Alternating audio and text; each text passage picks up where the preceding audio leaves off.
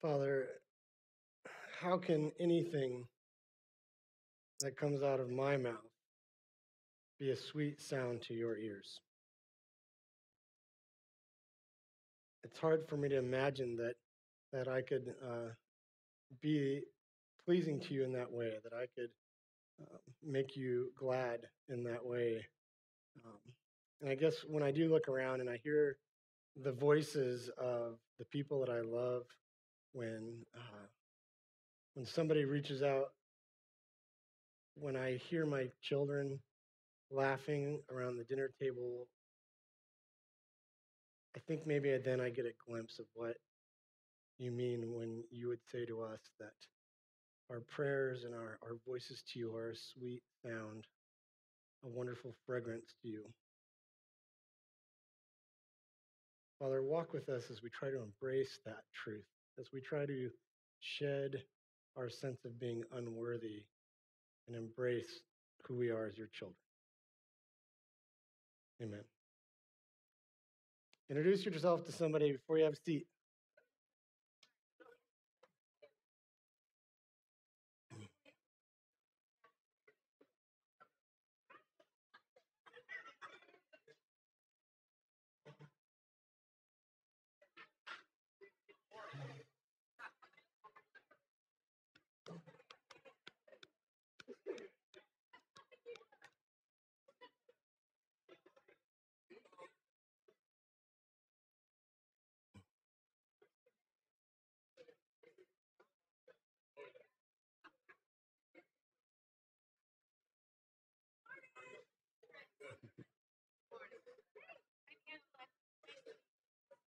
So last night, Jennifer and I got to go to the Flying M coffee shop, and we got to hear some writing and stories from different people about their experience being refugees here in the States. And one of my favorites was this guy from Congo, and he was talking about the contrast of coming here and how, in where he comes from in Congo, the rudest thing in the world you can do is to walk into a room and not introduce yourself to everybody there. And how he describes getting on the bus with his brothers, and like everyone's kind of reading the paper and they're like wanting to introduce, and everybody thinks that they're rude, because they're invading their space. And after I got over feeling really guilty that I hadn't introduced myself to anyone in the coffee shop, it occurred to me how precious it is for us to be able to take a second and do that on Sunday morning, and that you guys do it. And it's not time to really get to know each other, but it is a moment for us to pretend like we're from Congo and at least look somebody in the eye. So thank you for that. Couple of things in your program that I want to make sure you know about. First off, we've got those white cards in there, and fill that out. Let us know who you are, what you need, how we can pray for you. And that can go with in the offering boxes on your way out. But that's just a great way for us to communicate, especially if you're a second or third time visitor. If you're starting to come here and you're thinking, this place might be worth checking out a little on the long term, Rick or I are happy to meet with you and hopefully not talk you out of that. We would love to just come and visit you at your house. We'll come on your turf, and it's I think just a good way to get to know each other a little bit. Any questions you might have about us as a church or us as the pastors, and we kind of switch off every other week. We each have a night of the week where we can do that. And so if that's something you're interested in, and you're a second or third time visitor, I don't want to seem like calloused or mean, but if you're a long timer here, let's just have dinner sometime. Because we could be visiting people every single night of the week, and we don't have the opportunity to do that. But we definitely want to get to know you if you're getting to know our church here. So also coming up, VHS, which has nothing to do with watching movies at home. It stands for Vision, Huddle, and Skills. And we're getting together on November 5th over here in the fellowship area. Anybody who's connected in any way to the ministry areas of our church community here, whether you're working with children's ministry, maintenance, landscaping, if you're on the coffee crew or work with youth, we want you to be here on the 5th at 6 o'clock in the evening. We're going to feed you, and we want to take a minute to talk about what is the vision of this place? What is God doing here? And what does it look like for all of the different areas of ministry to work together to participate in what God is doing here at CTK? So please show up. Maybe this will help you. We're connecting with my friend Jose Manuel, who has a restaurant and a food truck, and he does Mexican gyros. Some of you are like, what's that? It's a gyro. You know those gyros? And so we're gonna have like a gyro line and a Mexican food line, and which if you grew up in the mission field, that means you can like put them all together and have this big fat taco. So that's what we're eating. I'm really excited about that and the other stuff too. But November 5th, we would like you to be there. Also, on October 15th, coming up here, there's a meeting that's going to happen. They're going to bring like kind of a potluck, and we're going to meet in this commons room. And basically, it's an observance on a national level. It's happening all over the country, but it's an acknowledgement and observance of infant death. And I don't know how else to put it, but it's one of the most tragic things that a parent can experience. I mean, losing anyone is so difficult, but to lose an infant, especially if you can't come up with a ready explanation of what happened, is horrible. And it's one of those things we've been talking about, that we just don't know what to do with that. And so often when we don't know what to do with something, we just kind of don't address it. We don't talk about it, and then we have these parents that are grieving and are among us with no sense of connection. And so, especially if you've never been through something like that, I want to encourage you to show up on the 15th. They'll be there at 6:30, and they're going to kind of do a potluck. There's going to be sort of a vigil kind of thing, and it's just a chance for us to put our arms around these moms and dads that have been through something like that, and we can walk along with them in that. So I think next week is our last week talking about Psalm 23.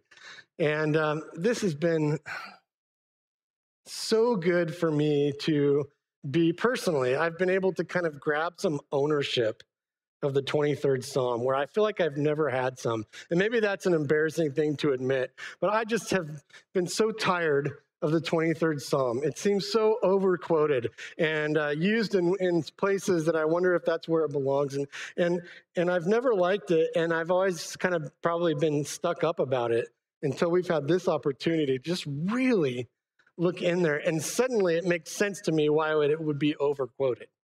It makes sense to me why this would be put on cards and people would say it all the time when they don't know what else to say, because there's a depth that I never understood until we got to do this. So join with me. We're going to read through to where we've got now in Psalm chapter 23. And we're going to do this together. It took a couple lines for last service to get there, but I trust you guys. This is the better service, right? I say that to all the guys, huh? Psalm 23. The Lord is my shepherd, I shall not want. He makes me lie down in green pastures. He leads me beside still waters. He restores my soul. He leads me in right paths for his name's sake.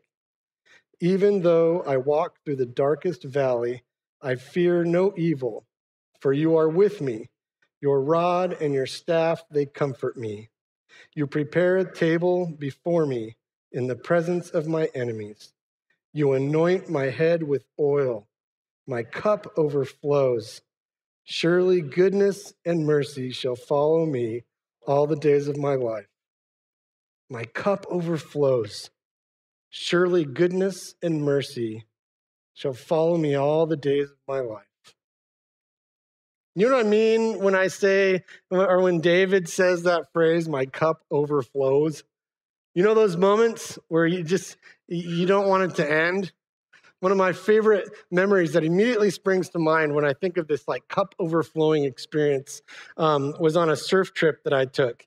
It seems like such a short time of my life and so long ago now. But when Jen and I got married, we rented this like mosquito-infested like room in a Victorian house that we were willing to endure because 3 blocks away down the hill was the Santa Cruz beach, the coastline of Monterey Bay, and man, we loved that. And surfing was my goal was to organize my schedule around low tide, which happened twice a day, and so that I could surf twice a day. And that was everything. And I got connected to this kind of group of people, and we got to travel down south on the coast and do different surf contests. And, some guys get to participate. I was a participator. Actually, I found a third place trophy that I put in my office. I'm like, I got third place once. There were probably 3 guys, but in my heat. But that was, I just loved those days. One guy would walk in and rent the hotel room, and then 30 of us would sneak in the back and lay all over the floor. And then we'd have the surf contest. And we did a contest around Santa Barbara once, and on our way back, we got to surf a spot called Rincon. And it's one of the most famous surf spots ever. And it shows up in a million songs through the 60s and 70s. And so we got in there, and it's hard to get in because there's these expensive neighborhood on the point. But Rincon is in Spanish, it actually means corner. And so it's this little point that comes off. And it's one of the longest running waves anywhere. And in fact, you get on it and you drop in at the beginning around the point. And as you're going around the point, you're on this wave so long that you get exhausted. By the end, you're just sort of standing there on the board with this huge smile on your face, but you can't do anything but just ride it out. And you don't want to jump off because you've never been on one wave for that long. It is amazing, and it feels so good, and you're in the moment and the sunshine, and this wave just keeps going and going and going, and you just feel like, life is so good right now. And maybe you haven't had surfing. Maybe your thought of your cup overflowing might be something, superficial, like the birth of a child or something like that. But mine's surfing, so get over it. My cup overflows, David says. And I think we need to take a minute and just kind of let that sink in for a second based on everything that we've heard so far. David writes Psalm 23, and he starts off with this huge metaphor from the perspective of a sheep, telling us what it's like to be a sheep with the good shepherd. He guides us, and he brings us to still waters and green pastures and provides everything we need, everything for today. And then we get to a place where he sort of turns a corner, and he begins to kind of leave the metaphor or put it aside. It's close, but he puts it aside for a second, and he describes God preparing a feast for us. And the perfect picture that Jesus points out is the prodigal son story, the story of the lost son, who goes off, blows his inheritance. He completely violates God's law about how families are supposed to function, the community standards of what a family is supposed to look like. He just thumbs his nose at it and goes off, blows his inheritance. And when he comes back, the father puts together a feast for this kid. A feast where everyone who comes knows what a horrible kid this is, how unworthy he is of any kind of acceptance. And they are his enemies watching this go on as the father celebrates his son who was dead and is now alive.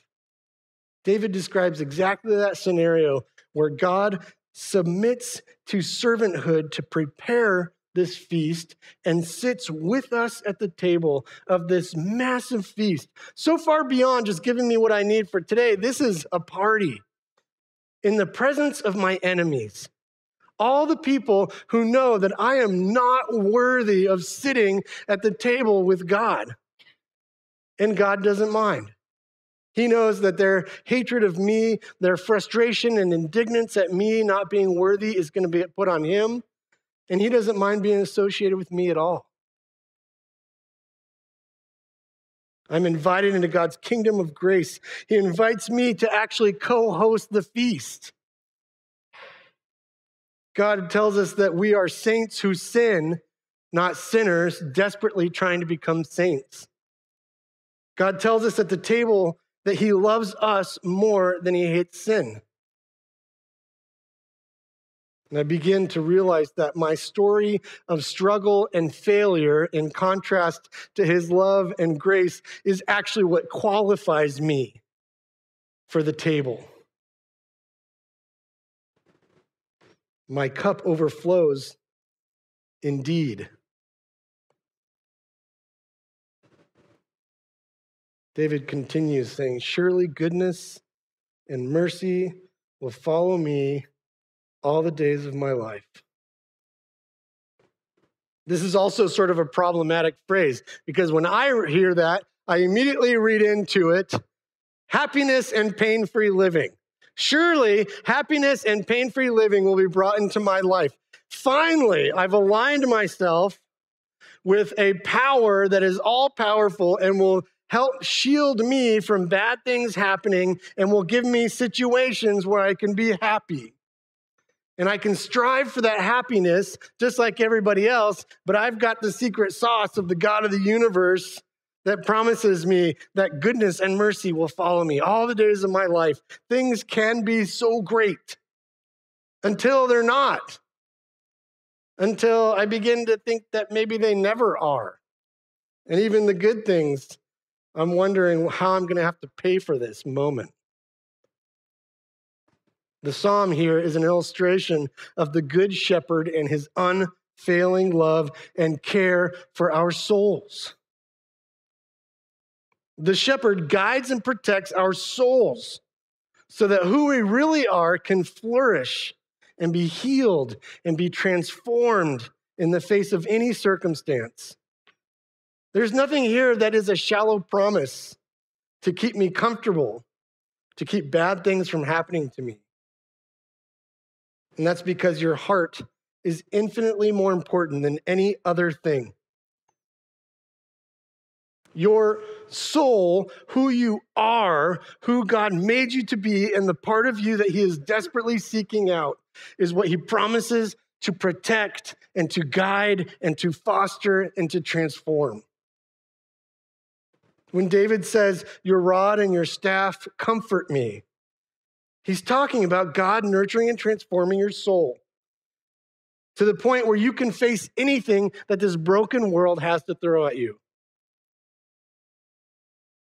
However, we struggle with that because that part of you that makes jokes in serious moments to avoid showing any real emotion, your carefully constructed image of having it all together and being fine, that part of you that always is needed but never shows need, that way that we get to where we can and will help anyone around us with anything they need, all the while knowing that we would rather die than ask for help from somebody else. My sin-managing false self will never find comfort in the Good Shepherd. That constructed false self that I layer over my soul will never be comforted by God's rod and by his staff, because I am looking for validation and love to that false self. That part of me that thinks maybe I can manage my sin so that nobody else sees it and so that God maybe can overlook it. I want to compensate for, cover, or maybe even try to fix by sheer force of will all the stuff that makes me unworthy. And when we read something like this, that God anoints my head with oil, that he throws a feast for me, that surely goodness and mercy will follow me all of my days, we put that onto the false self, and then we cannot find comfort in the shepherd's rod and the staff, in the shepherd's promise that his rod will protect me completely, and that his staff is not there to smack me on the head, to correct me, but to gently guide me as he nurtures my soul. The exterior, the facade that I build will never be comforted, because that's not what God is after. He's after my soul. Your soul finds healing and comfort as the Good Shepherd guides it to truth and gently reveals who you were made to be. I think sometimes we get to experience that sort of stripped down reality of ourselves in catastrophe. I mean, when everything is stripped away from you, when the job disappears, when the marriage falls apart, when your kids are doing crazy things, when you have broken relationships with your parents and all these different things that go on in our lives, and they all seem to stack up, suddenly you are stripped bare and you've just got nothing. There's no floor underneath you. You just feel like you're falling. Ironically, that is the moment when you have been pared down to yourself. And God says, that's it right there. That's what I'm looking for. What an amazing concept that as we read through Psalm 23, we could come to the conclusion that the Good Shepherd longs for me to go to that place on purpose. Now, don't get me wrong. I'm not saying you need to sabotage your job and your marriage, but to choose to go to that place where it is me, to discover that I am enough. Which is exactly what we talked about with anointing, that God, like Jesus, who modeled, I will wash your feet, and you need to wash each other's feet. And we can all agree that that's just gross. But we agree that that's gross, and then every single one of us in the back of our head knows that that's especially gross for me. I mean, yeah, everyone's got stinky feet, but you have no idea. You just don't even know my feet. Yeah, we're all unworthy, but I am especially unworthy. And it goes deeper than that. It's not just that self-effacing thing where we say to God, don't stop saying those things to me. I'm bad, I'm unworthy. This is a core sense of not being enough. For me, in my part, I struggle so much with wanting to please people that I'll commit to do things and not follow through with them because I know at the time that I'm not going to be able to do that, but I'll say, yeah, I'll be there.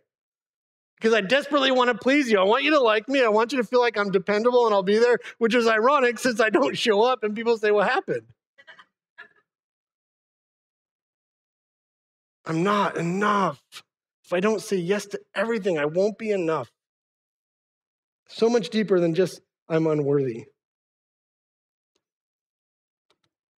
God longs to get to my soul, though. He longs to get to that place and heal that part of me. Really doesn't have a whole lot of energy for the exterior. So David says, my cup is overflowing. And he goes on. Goodness and mercy will follow me all the days of my life.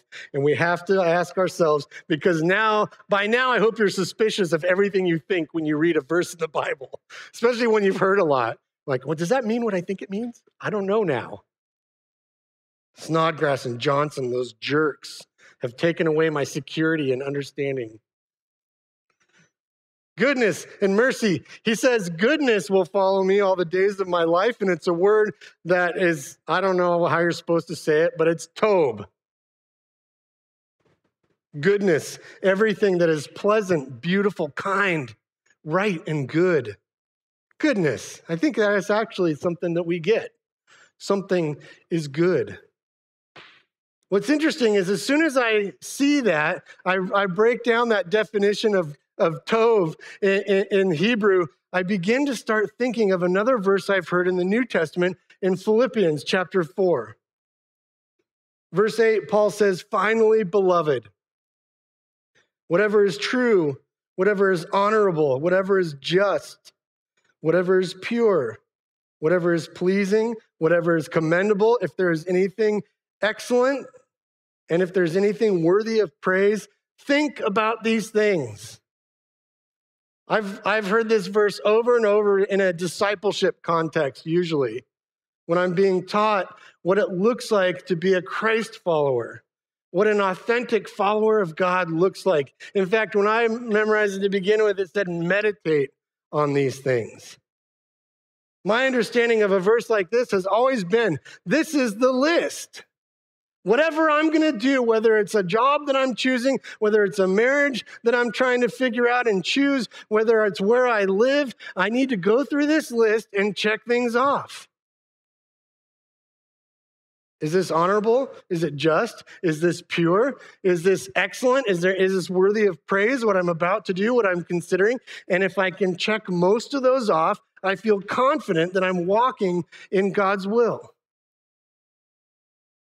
What if Paul's writing here, as he's writing to the church in Philippians, has nothing to do with giving us a directive and has everything to do with describing us as God's beloved. If that's what he wanted, he would probably start by saying, beloved. You don't see the joke there? He says, finally, beloved. Those of you who are so loved by God, imagine, meditate, think about these things. Truth, honorable things, whatever is just and pure. Those aren't a list of things that you are to do. That's a description of what chases you all of the days of your life. Goodness will follow me all the days of my life. This is goodness, isn't it? What a concept that we don't have here again, another one of Paul's lists. This is what I got to figure out. This is what chases you, what follows you all the days of your life. Goodness. Mercy is the word chesed, and it kind of has a dual meaning. It's sort of a covenant of grace. It's a covenant because in a covenant, there's an agreement that we can expect something from each other. We can expect that God will be the good shepherd and everything that follows in being a good shepherd. He will guide us to still waters. He will lead us to green pastures. He will give us rest. He will give us what we need for today. And even more, he will throw a feast for us, even in our unworthiness, in the presence of our enemies. He will anoint us to be co-hosts at the feast. There's a covenant we can expect from God because he promises to do those things. And our part of the covenant is simply to show up. Our part of the covenant is to show up who we are right now. Again, shedding the external, shedding the false self that I have constructed to try and earn acceptance and love and favor from the people around me. That's not as easy as it sounds, is it? If that's what it means to show up, I have a lot of work to do to unpack and figure out which part of that is me. Which part of all this is that part that God longs to be with? Which part of me is my soul? And it's hard for me to figure out sometimes because I've worked so hard to build the other. But there's a covenant here. God says, I will be the good shepherd. You show up. You. It's a covenant, and it's a grace covenant because grace is foundation. Grace is the floor of this covenant because I have to realize that my failure is what qualifies me for this covenant. My failure, in contrast to God's grace and perfection and unfailing love, is what qualifies me for the table. It qualifies me to be a co-host, and it qualifies me for this grace covenant because I'm unworthy. God has a profound message of mercy. It's such an important message that we understand that God loves me more than he hates sin. God declares me a saint who sins, not a sinner desperately trying to become a saint. That he loves me in an unfailing way and has made a covenant where he longs for what is at my core and could care less about the external. Such an important message that we miss so often. I was remembering the days of faxes. Remember getting a fax? It'd come through and the paper was never flat. It was like grainy black because it had been copied 100 times. Half the time it was an advertisement or some potty joke from somebody that didn't know they were sending it to you in a church office. I got a fax once that was from a detective or a police officer in Miami. And he had been tasked with the job of notifying everybody in America, by fax, that there was an epidemic of HIV-infested hypodermic needles that were being placed in the handle of gas pumps. And you had to make sure and look because they're trying to get you, whoever they are.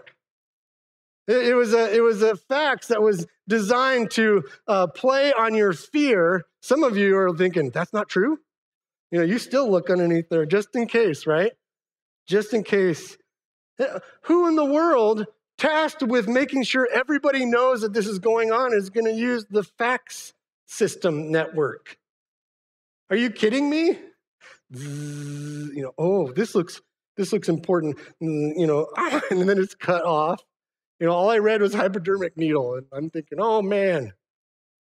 It's a message, but it's a message that's designed to play on your fears to make you do something. And God's message is a message of mercy and grace that says, I am trying to make a covenant. In fact, I made the covenant already. I'm already living this out. Your side is to show up. It's an important message of mercy. My favorite prophet in the entire Bible is Hosea. And you can find his entire story in the book of Hosea. Yeah, it wasn't a trick question. There's a book, Hosea. And the whole story of Hosea is where God chooses a prophet and he says, Hosea, I have the crucial message for you that I need you to deliver to my people. And immediately Hosea's suspicion perks up because a prophet is not a safe job. Half the time you have to go deliver bad news and then they kill you, the messenger. But God says, no, it's a message about my unfailing love for my people. And Hosea thinks, this sounds good. This sounds like I get to deliver good news. And so God then explains what his plan is for Hosea. And he says, Hosea, I need you to go and marry a prostitute. I mean, this is way before Pretty Woman. So there's not even a glamorous version of the story. He says, I need you to go and marry a prostitute. Don't just marry her as an example to other people, but marry her. Bring her home. Establish her as an honorable and respected woman and love her. And as Hosea is trying to process and trying to question, is this really God speaking? God adds to it and he says, you know what's going to happen, Hosea? She's going to bail. She's going to leave you. You're going to give her everything she needs to be safe and comfortable and loved, and she's going to leave you and go back to being a prostitute. And then I want you to go and get her again and bring her back home, and I want you to love her again and restore all of the things to her that she left behind. And then you know what? She's going to leave again. She's going to do this over and over and over again. And every time I want you to bring her back, restore her, and love her. And then she's going to leave again. You have any idea what God's trying to communicate to his people? Over and over and over again, we go back to where we were. And God says, I want to love you and restore you, and there is no end to the amount of times that I will go back and bring you back and restore you. Man, I get it. I do this constantly. I'm not even very creative. I just keep going back to the same stuff over and over again. It'd be a kind of at least a novelty if I would pick. There's all kinds of options as to going back to sin. Hosea, I want you to marry a prostitute and then bring her back and love her every single time. Goodness and mercy pursue me all of my days. Goodness and mercy follow me. I like the translation, they pursue me. In fact, the language that David uses here when he says goodness and mercy is personification. I love being married to an English teacher.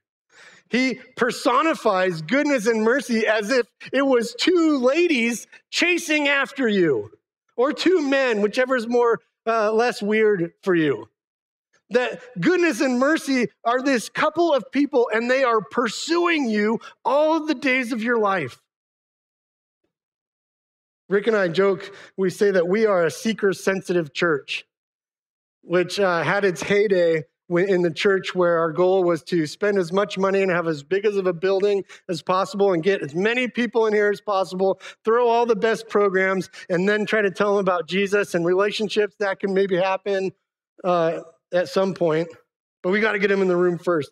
We're seeker sensitive. We want to kind of pare down church so that nobody's offended by anything. But we say that we're a seeker-sensitive church because, yeah, God is seeking us.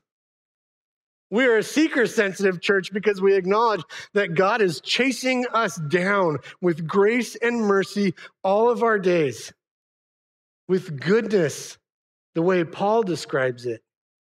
Not as a list of things that we have to chase after, but it is actually pursuing us. 1 John 4 says, we love each other because he first loved us. God loved us first. God loved you from the beginning of time before you could ever adopt a worldview or belief system.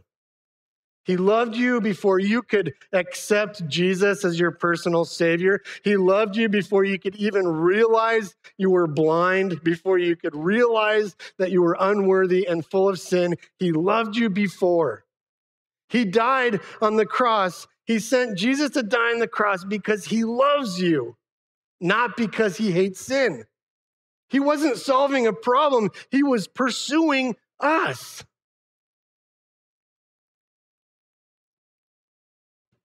God is chasing us, but not to beat us up. There's a story I read about a guy that got a job through the want ads, and it was kind of an interesting job. A zoo hired him to pose as a gorilla. They were in between gorillas, apparently. So one they had to send off, and they were waiting. They had like a week and a half before the new one would come in. They didn't want to shut down the exhibit, so they had this guy dress up like a gorilla. And his job was just to sit there. You just need to sit there in the suit. Just people will come by. Don't worry about it. Just sit there. We'll give you a lunch break. You can smoke your cigarette, just not in costume, you know. And so he gets in the corner, and he's sitting there in his gorilla suit. A fly buzzes by. Maybe it was a zoo in Idaho. And he swings at the fly, and he hears gasps and exclamations as people start snapping pictures. It moved. It did something. And so he realizes, man, this is my chance. I've always wanted to be an actor. And so he kind of stands up and arches his back and stretches. And man, more people show up, more pictures, the flashes are going off. And so he starts kind of strutting around. And the crowd is going wild. He eats a banana and they're going nuts. So in his excitement, he kind of got carried away. And he looks over and he sees this huge tire swing. This big tractor tire hanging from a massive rope.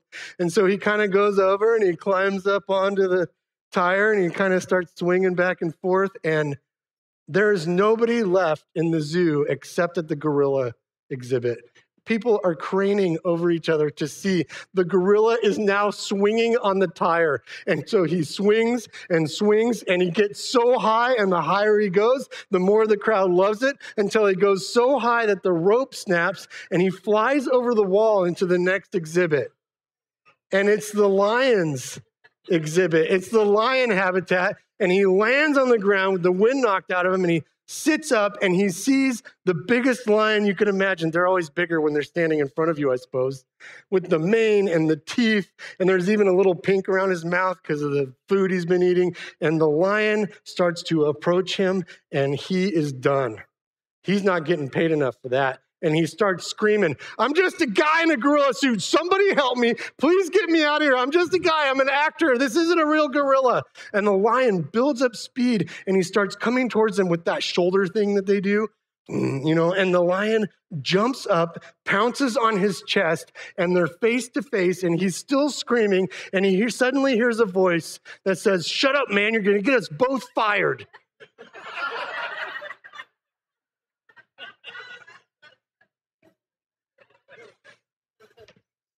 Mike, that's a family lore story. Wow, never trust what a preacher has to say. God is pursuing us.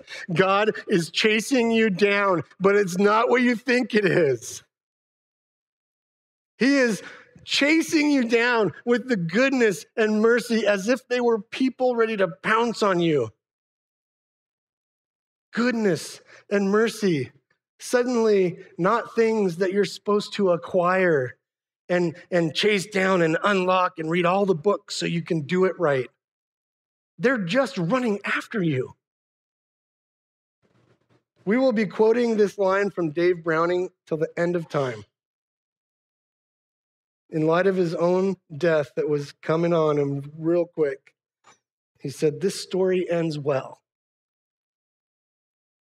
Not in a sense of denial, not in a sense of trying to spin things so don't look as bad as they are, but simply put, this story ends well. Whatever the circumstance, this story ends well because there is a good shepherd who will fiercely and completely protect my soul and will guide my soul to the point where I realize who I really am, regardless of circumstance, and I will show up and meet God in the covenant that he's already established and is already doing, where he will be the good shepherd.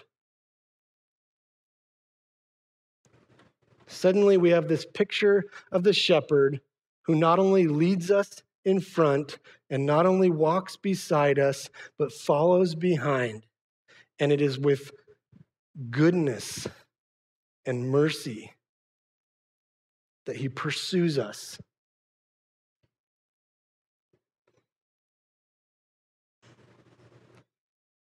I don't know about you, but all of this seems to fly in the face of everything I secretly understand about God. I think I get all this stuff in my head. It kind of makes sense, and I've heard it enough. Grace, grace, mercy, mercy, goodness. But to cross over to a place where I get to experience that, where I get to invite God into unpacking my soul. And what's really scary about that is, again, I might not really know where that is. I've layered over it so much, and God is pursuing me. We've got a couple of minutes here, and what I'd like to do is just invite you to comment or questions or what's standing out to you in this whole series, and especially today, this idea of God pursuing you, of goodness and mercy. What's on your mind with that?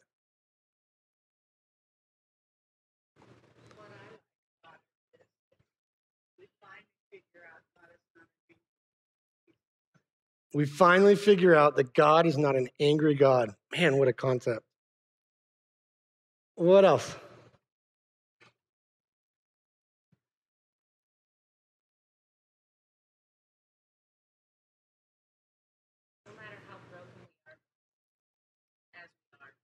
He loves us as we are, no matter how broken we are. In fact, the more broken you are, aren't you the most likely to recognize that place where all that's left is you? That sounds backwards. What else?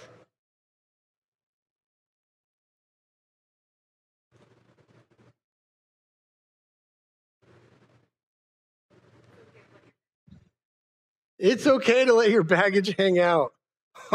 Yeah. You know what's beautiful about this church is that this is the best group I've probably ever seen that either doesn't try or can't hide our junk.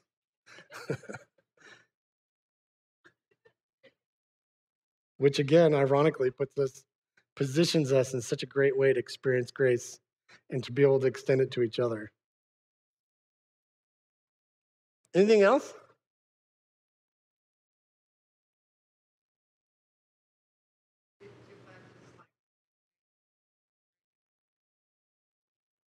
Don't stop. Don't stop saying thank you. Yeah.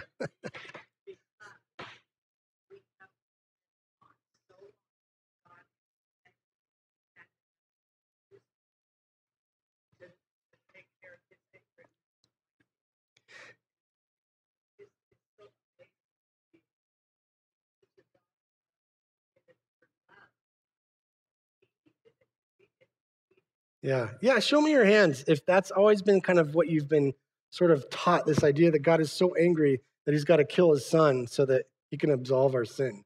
Anybody come from that background? Yeah, man, that's a hard one to throw off. I mean, sin's real, forgiveness is real, the cross accomplishes our salvation. But to consider that as sort of secondary to an act of love is the hard thing. I love the idea that goodness and mercy is following us as opposed to us having to chase it. Yeah. Chasing it may be really difficult to get to. All you have to do is just slow down and get to it. Yeah, exactly. Yeah, this idea that with goodness and mercy chasing it, that means you're not, or chasing you, you're not chasing them. And the key is to slow down. That's countercultural, isn't it? That for me to like slow down is to create some margin so that can catch up to me instead of like trying to do more. I got to read more. I got to have more quiet time. I got to show up to church more. Man, yeah, it pursues us. Well, why don't you stand with me and I'll close with some prayer.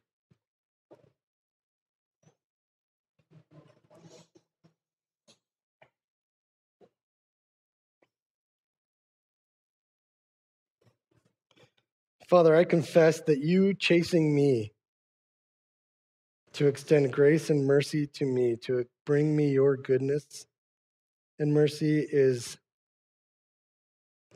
and has not been on my radar.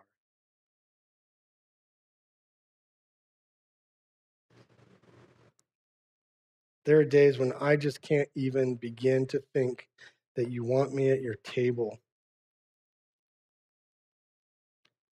I can't be convinced that your rod isn't to bludgeon me and that your staff isn't to smack me and teach me a lesson. And yet here it is, right in front of us, in plain sight, your great love for us, your great desire to fulfill a covenant with us where all we do is show up.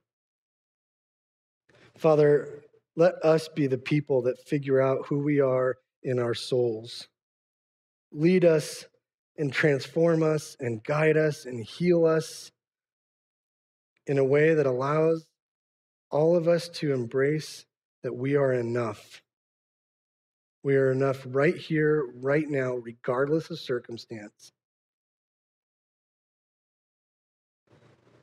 That we are enough. We praise you, God. Amen. Thanks, everybody.